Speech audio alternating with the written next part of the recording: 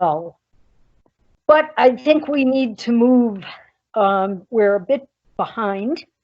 So what we're going to do now, as you could see on the agenda, is right before we move to Michael and our discussion about research topics, I wanted to briefly mention that after Michael and then Adam and David are going to talk a little bit about the paper review process, Jean and I are going to discuss some basic guidelines for members. We have 18 new members from the committees that have been eliminated. One is automated transit, and the other one is the paratransit committee, and we're thrilled to have these new people in the committee. And it sort of forced Jean and I to really think about what is it that we're looking for our committee members to help with, because we're involved in a lot of different activities.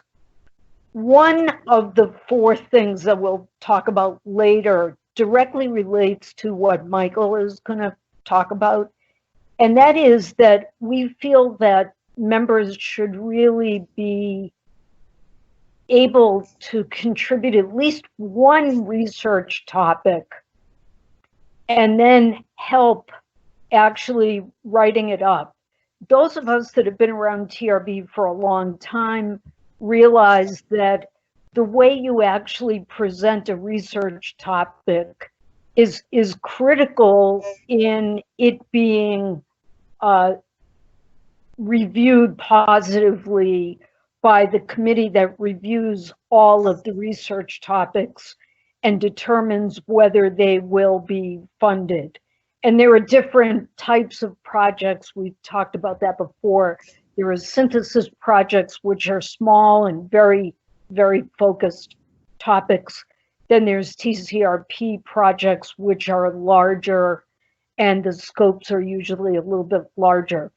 But given that we'd like everybody to contribute at least one idea, kind of keep that in the back of your mind as Michael is talking through this whole research topic area. We've had some of these discussions previously in our committee meetings. We recognize everybody is so busy, and in some ways we're busier than we used to be pre-pandemic. So, just keep that in mind as Michael is talking about the research topics. So Michael, take it away. All right, thank you, Carol. Thank you, Jean, and good morning, good afternoon, good evening to everybody on the call. Can you all hear me, first off? Okay, excellent. All right, I will try to help us recover some of our lost time and go through what I wanted to say kind of quickly. For those of you who don't know me, I am the research coordinator for this committee, and I also work at Sound Transit in the Seattle area, where I am an innovation program manager. So my job as the research coordinator for the committee is kind of, as the title implies, to help coordinate research from the committee, really from the very beginnings of the process all the way through getting research done and then socialized out to the larger transit community. The focus of my efforts in the couple of years that I've been on this committee has been at the very beginning of that effort, because honestly, I think we do a really good job later in the process. I think that a lot of papers come through this committee. When we do calls for paper, we get a lot of interest. We have a lot of good sessions at TRB, and the workshops that Susan and others have put on have been extremely well attended. So I think that there's no shortage of people who are interested in the type of work that we're doing. The challenges that we've faced has been in generating the research ideas and the research need statements to start with, to kind of get into the pipeline. And that's a fairly kind of arcane process within the TRB world, to get research going, a committee or other bodies as well develop what's called a research needs statement, which has some very specific things that need to be included in it, kind of the type of research, the expected expenditure, what's going to be learned from it, previous research that it'll be building on, and so forth. And then it goes into a database that TRB maintains and then is available for people who are looking for research ideas, whether they be academics, students, anybody else. And I have viewed my job as the research coordinator as trying to help develop or prompt the development of these research needs statements. And frankly, in the couple of years that I've been doing this, I have not been successful at getting this done. We've tried a couple of different approaches. The first year, and I took this on, I created a survey asking people to express interest in certain topic areas, because there are certainly a lot of different topic areas that we could focus on. And once people had done that, I assigned them to groups of 3 or 4 people, asked those groups to self-organize and put out research need statements. And nothing really came of that. So that was 2 years ago. Last year, based on some ideas that I got from talking with other research coordinators, I tried a similar approach, but rather than organizing the groups, I solicited input from people, first off about the topics, and asked whether they would be interested in participating in developing these research need statements or not. That survey got 30 responses, and of those 30 people, I think about 25 or so were interested in developing the research need statements. So this time I said, here's the topics. I sent out the giant spreadsheet of all the topics and the people. Please organize yourselves into groups and come up with ideas. And that happened after TRB in January, and we all know what happened shortly after that. COVID hit and everyone's life got turned upside down. And I think the last thing in anybody's mind was, gee, what am I going to do to work on research need statements for TRB, as we were all scrambling with everything else. But talking with Jean earlier this week or last week and trying to figure out an approach forward, we have a couple of things we want to look into. First, Jean, you did put together, is there a poll that we're going to put up? So if we're ready for the first one, we can go ahead and put the first poll question out there if you'd like. Yeah, awesome. That'd be great. Okay, I'm going to ask my assistant, Michelle, to share her screen and do that. Jean, the best way for them to do that would be to follow the link that I just put in the chat. Okay. So can everybody get to the chat area? It should be either on your left side of your screen or on the bar where you're muting and unmuting yourself. You can go to the chat room. I haven't seen it come through yet. Yeah, I haven't either. So Yeah, I don't see it yet either. So Michelle, can you post it again? There it is. There it is. You have it? Okay.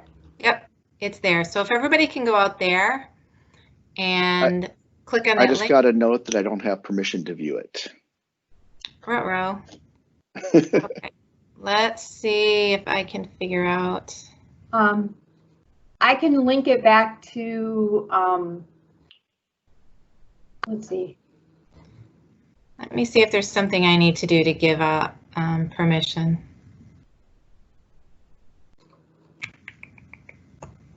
Jean, we could also put it back on the original invite. See if somebody can try again, and if not, we'll send it out a different way. So just so you know, I copied it, and when I went to use it, and I am not using a Microsoft web browser, it wants me to sign into my Microsoft account. So that could only be possibly me, but I just thought I would provide that. I have the same problem. Okay, I'm not sure. So in the interest of time, why don't we not necessarily do this right now? Sorry, go on, Jean. No, I was going to say, or if you just want to ask the question and ask people to put their answers in the chat, we could actually do it that way. Yeah, we could do that, and if we can sort out the survey, if we can send that out at a later time, that'd be awesome. Yep. So we're trying to figure out what the some of the challenges are or obstacles are to people getting involved in helping develop research need statements. And I'm trying to pull up the list that I created a couple days ago, so bear with me for just 1 second.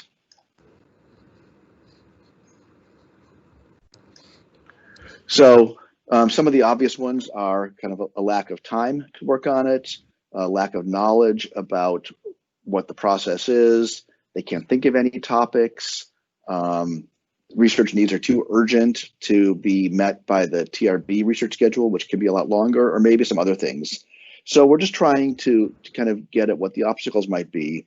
But I think more importantly, moving forward, what we're looking to do is rather than count on kind of a disorganized, kind of organic approach, Jean and I talked about having trying to think about who on the committee and among the friends of the committee really might be good to be involved in this process, and create, we can't call it a subcommittee because TRB frowns on quote unquote research subcommittees, because the entire purpose of TRB is research. It's right there in the middle name of the organization.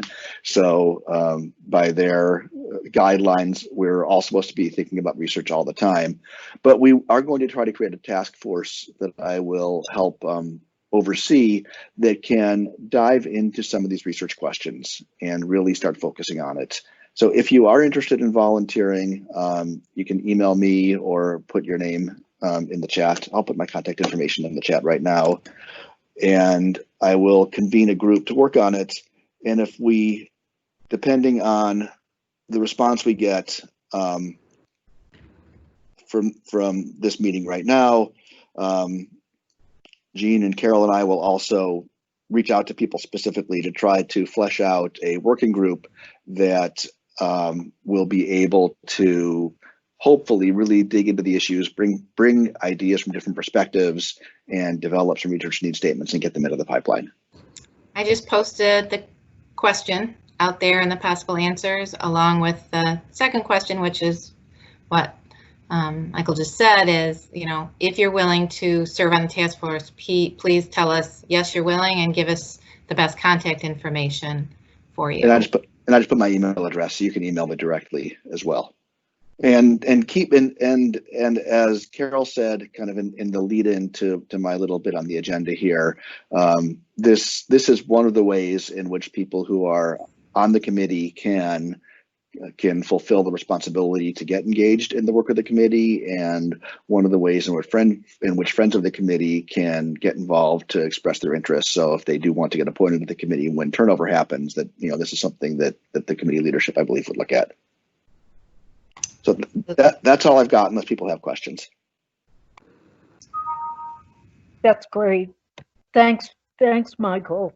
Sure, thank you. Thanks to folks already saying that they're willing to help out, because you're right. I mean, this is critical to what we're doing as a committee, and so it sort of puts everything in perspective.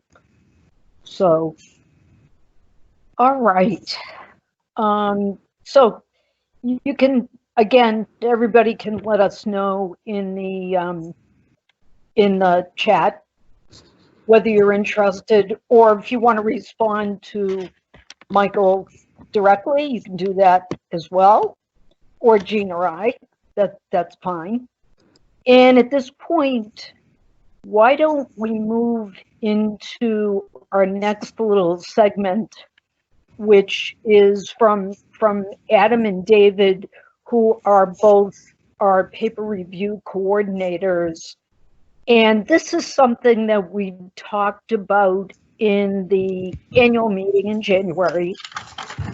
We are, I guess, fortunate or unfortunate, depending on how you view it, that we get perhaps more papers than a lot of the other committees in the public transit section of TRB, and I think that's a great thing. A lot of people are doing excellent work, and we obviously want to know about it. But there are some aspects of the review process that I think Adam and David want to cover that people either may or may not be aware of, or again, when we get to discuss sort of how you can participate, the other thing we're going to be asking people is if they can review at least 2 papers, and that's recognizing that we all have completely different backgrounds. So some of us are not going to be able to review highly scientific papers or papers that include things like modeling, and other people will be able to do that. But I think that spreads the wealth a little bit.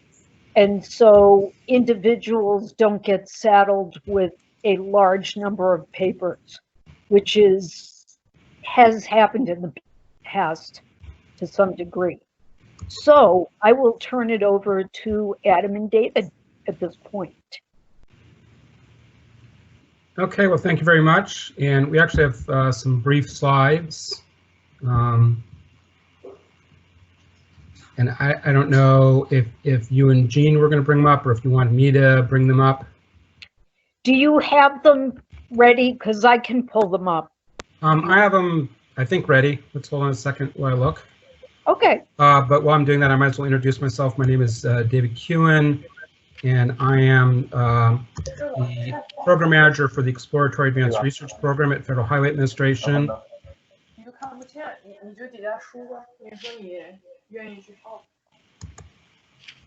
Okay, and so the first thing before I talk about the 2021 process for the TRB annual meeting, I just want to again thank all the volunteers for the 2020 paper review. So, we had people provide over 400 reviews of the 139 papers, and so I don't know how long each of you takes to review a paper, but given how long I often spend with a paper, this is most of a person year, if you put all this together. So it's just a tremendous amount of effort and work, and I think it recognizes both the excitement and interest in the topics of this committee among researchers and practitioners that want to submit papers and presentations, as well as thankfully as many of you that want to be able to help review the papers.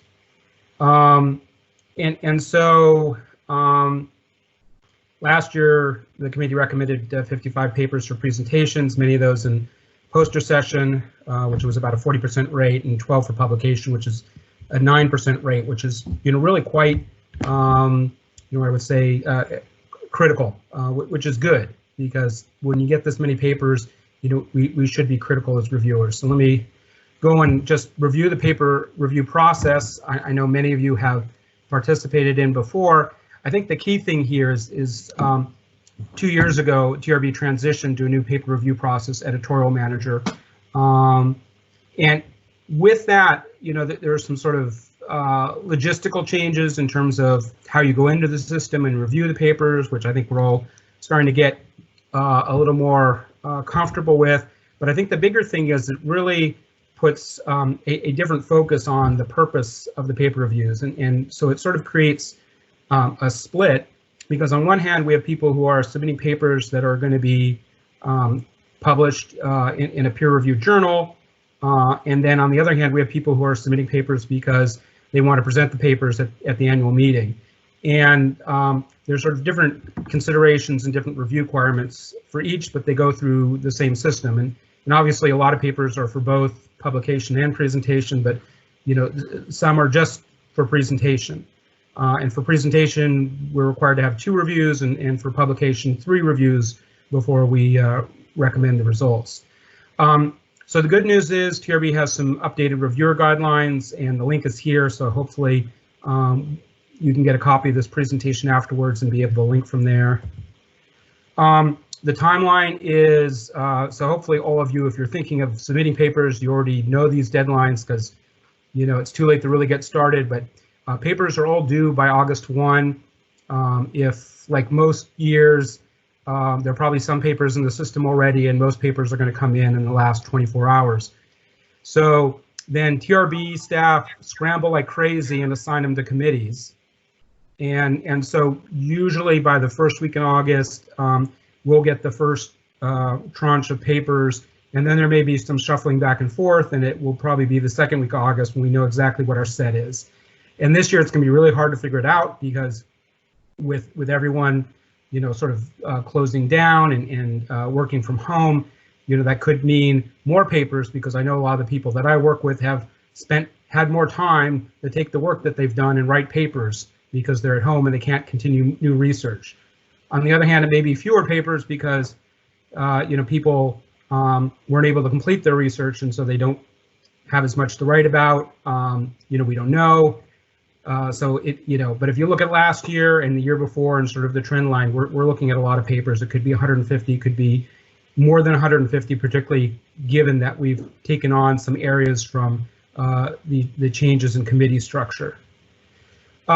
So the main thing is we have a review panel that Adam and I are part of, and we look through the papers and we start sending them to people to review. And the way the process works is you can accept or decline the review. You know, if you decline a review, that's no problem. No bad sign on you. If it's a paper you're not comfortable with, or you know, you just already got too many, that we can see how many you already have. The important thing is really take a look at the abstract, skim the paper, and tell us whether you can review it or not as soon as possible, because if you can't, we want to assign it to someone else. We don't want to wait until the deadline to find out, oh yeah, I'm not going to have time to review it this year. The other thing is, as Carol said, is, you know, these papers have a lot of different elements to them. And so one of the things is you may not be an expert about every element that's in the paper, particularly if there are a lot of co-authors and it's a bigger study. But you should feel comfortable, you know, at least reviewing the part that you have expertise on and know that there are other reviewers that are looking at the other elements. So you have sort of the hottest part of summer to review papers, mid-August to September. By September 15th, we need all the paper reviews, and then as a group, you know, we have to puzzle over what are the recommendations, and then the recommendations for presentation. So those are what goes into the annual meeting. And then also recommendations to go to publication, which now goes to a separate group that's an editorial review board that does another look at the papers. So just in terms of reviewers, you know, one of the things that we want to state, because we get so many papers, we need to really be critical. You know, we can't say everything is great. And I know a lot of people don't want to be critical. I'm not asking to be negative, just, you know, state the facts. If the paper isn't demonstrating some sort of novelty, and this is particularly for papers, you know, we're not looking for papers that are summarizing other people's work or repeating other people's work. They need to advance the state of the practice. Really looking for people who are talking about complete results, or at least enough initial results, not talking about the work they plan to do. Particularly for papers, they really need to be able to cite the relevant research and what's different, what they're building on. And then from the reviewer's side, you know, obviously I think everyone's aware of conflict of interest and bias. So again, if you know you feel like you have a bias with one of the authors on the paper, we may not know that, you know, feel free to decline. Obviously there's an expectation of confidentiality since this is a single blind review. The paper authors don't know who is reviewing it, but you see who the paper authors are. Comments should be professional and positive, and also should reflect the score. So I think one of the things is if you say a lot of things are you know, gaps in the paper, but then you say, you know, you recommend it for presentation or for publication, that gets Adam and I scratching our heads saying, well, what exactly you're trying to say. And again, you know, we're really looking for a very selective list. So, you know, we want reviewers to be critical because we get so many. Just because we get more papers doesn't mean we get more space at the annual meeting. So we need to be selective. So I think with that, that's the presentation. Hopefully you people will get that, a copy of that later. I think we had some poll questions asking about interest in the paper review, but you know what we can do is we'll send out a poll later. I think the other key thing is one of the poll questions asked, is your information updated in Editorial Manager? So if you don't know what that is, the answer is probably no, but it's important that we get you familiar with that system, because if you're not in editorial manager, it makes it much more difficult for us to find you and assign papers. So let me stop there. And let's say, Adam, was there anything else that you wanted to add? Yeah, I wanted to add a couple things. Can everybody hear me okay? Yeah, we can hear you. Terrific. Okay.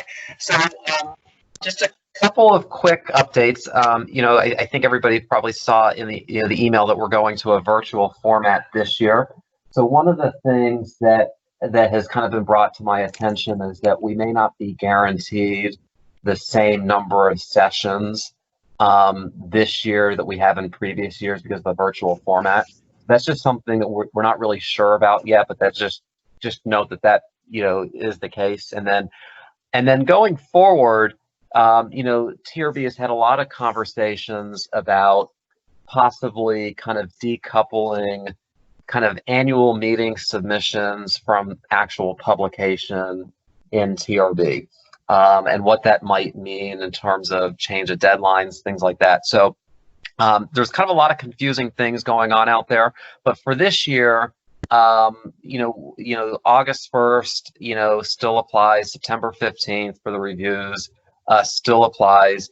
The most important thing that we can emphasize is just please, please, please accept or decline the review early on and let us know if you're interested. And if not, we'll pass you up, go to another reviewer, and also try to complete your reviews as early as possible. This really helps reduce overall workload for everybody, because if people don't respond immediately, we usually have to go after additional reviewers, and sometimes a paper may get way more reviews than were necessary. So please help us help you kind of reduce overall kind of review workload just by responding early and completing those reviews as early as possible. Thank you. And I can tell you, because I'm one of the guilty ones of not immediately accepting or rejecting. So I'm glad you added that. Thanks. Anything else? Do people have questions?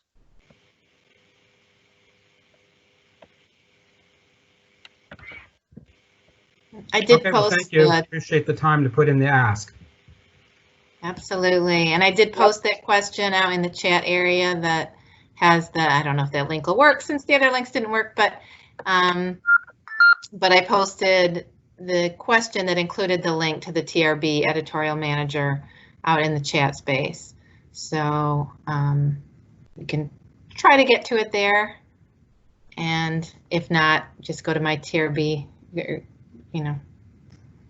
So, okay, thank you both very much for that. I think it's important for people to understand how that process works and how others' actions or inactions can impact how the entire process goes. And we really do count on all of you to make it go well. It's been really daunting seeing how quickly the numbers of papers we see has risen.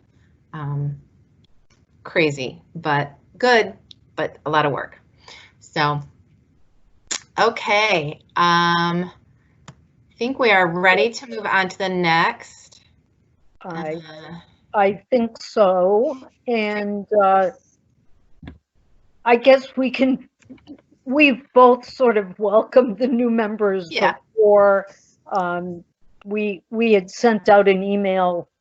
I don't know, I've lost track of what month it is, so I don't know when we did that, but we have 18 new members. I saw many of them on the webinar today, which is great. And along with that, Jean, I don't know if you want to cover those 4 things, or you want me to cover them. Do you want to do it? I can cover, and you can chime in if I get them wrong. And I just want to reiterate that the reason, kind of what prompted Carol and I to come up with these, what are these important things, is because when we did go through a rotation on the committee, even before we knew we were having new members, we had so much interest in being on this committee. And we said, you know, we really hate to waste a spot, if you will. I mean, to put it bluntly, that we need to make sure that our committee members are active committee members. To take up a spot, a really coveted spot on this committee with someone who really has no interest in being actively involved, we just felt that that wasn't right. And so we wanted to make sure everybody understood what our expectations were and what we consider it, what we think it means to be an active committee member. So we came up with these 4 key areas. And sorry, I keep seeing in chat where it's saying I kicked somebody out of the meeting, but trust me, I'm not kicking anybody out of the meeting. So it's saying